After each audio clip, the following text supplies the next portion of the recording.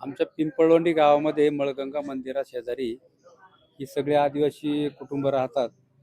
त्यातील एका मुलाची जी मुलगी आहे 10 वर्षाची, चौथीला शिकते. तिला काल तब्येत बरी नव्हती म्हणून ती शाळेत गेली नाही, घरी राहिली. तिचे आई वडील रोज कामाला जातात, इतरही सगळे कुटुंबीय कामाला जातात.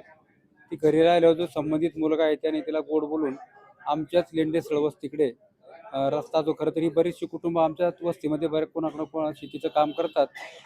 तर त्या लेंडेसळ वस्तीकडे जाताना त्या मुलाला घेऊन जाताना 2-3 लोकांनी त्याला पाहिलं होतं. आणि जेव्हा 3-4 वाजता परत चर्चा झाली का मुलगी घरी नाही दिसत, काय झाले.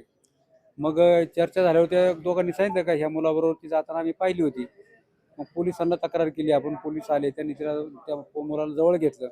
CCTV सगळे चेक केले. तर एका CCTV मध्ये तो सायकलवर जाताना दिसला.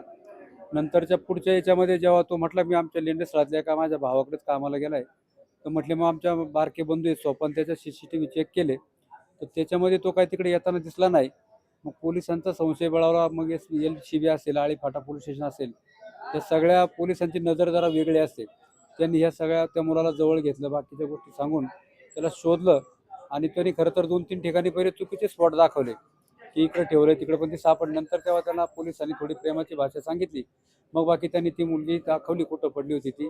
रात्री उशीर झाला. खरं तर गिल साहेब आलते, नर्स आले, सगळं पोलीस स्टेशन होतं. पिंपळवंडी गाव सगळं रात्री जागं राहिलं आणि सगळ्यांनी पाहिलं. सकाळी या आदिवासी मुलं आमची सगळी गोळा झाली, सगळे कार्यकर्ते, रास्ता रोको झाला. आणि आमची मागणी होती, खरं तर आमची पण जबाबदारी आहे का पिंपळवंडी गावातल्या एका सर्वसामान्य कुटुंबावरती ही घटना घडली. आम्ही स्वतः सगळे सक्रियपणे सहभाग घेऊन त्या कुटुंबाचं पुनर्वसन असेल, त्यांना भविष्यात काय मदत करायची त्याच्यासाठी प्रयत्न करूया. आणि शासनाने, पोलिसांनी सगळ्या ह्या प्रक्रियेची सगळी व्यवस्थित चौकशी करून, जसं नत्रापूरला हे प्रकरण लवकरात लवकर फास्ट ट्रॅक कोर्टाने त्याला शिक्षा झाली, तशी ह्या सुद्धा मुलाला ती शिक्षा झाली पाहिजे, अशा प्रकारची आमची सगळ्यांची मागणी आहे. आणि ह्या कुटुंबाबरोबर त्या समाजावर आम्ही याच्या अगोदर पण आहोत. इथून भविष्यात सुद्धा त्या कुटुंबाला मदत मिळण्यासाठी, इतर गोष्टीसाठी आम्ही त्यांच्याबरोबर राहू, एवढं आपल्याला सांगतो. याच्यामध्ये मुख्यतः काय होतं की नसरापूरच्या घटनेत सुद्धा पाहिलं की राजकारण न येता चौकशी झाली किंवा राजकारण विरहित व्हावं. आणि तुम्ही सुद्धा एक राजकीय व्यक्तिमत्व आहात, तुम्हाला काय वाटतं की याच्यामध्ये कोणते राजकारण न आणता आमचं पिंपळवंडी गाव तालुक्यामध्ये एक वेगळ्या धाटणीचं गाव आहे. इथं आमच्याकडं वेळेला राजकारण होतं निवडणुकीपुरतं. इतर वेळेला आम्ही सगळे एकत्र असतो.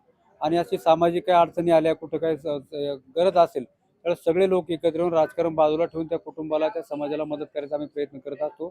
या केसमध्ये कुठल्याही प्रकारचं राजकारण येण्याची तुम्हाला मी ग्वाही देतो.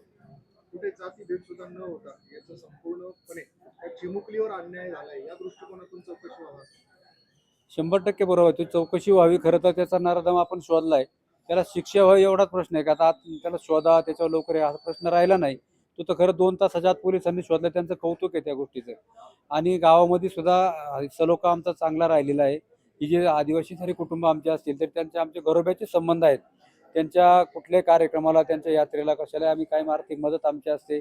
इतर गोष्टीलाही आमची त्यांची मदत असते. आणि त्यांना रोज कोणातरी शेताच्या बांधावर जायचे, त्यामुळे प्रत्येक गावातल्या कुटुंबाशी त्यांचे संबंध चांगले आहेत. त्यामुळे राजकारण होईल, त्या कुटुंबाला मदत होईल, एवढी ग्वाही आहे.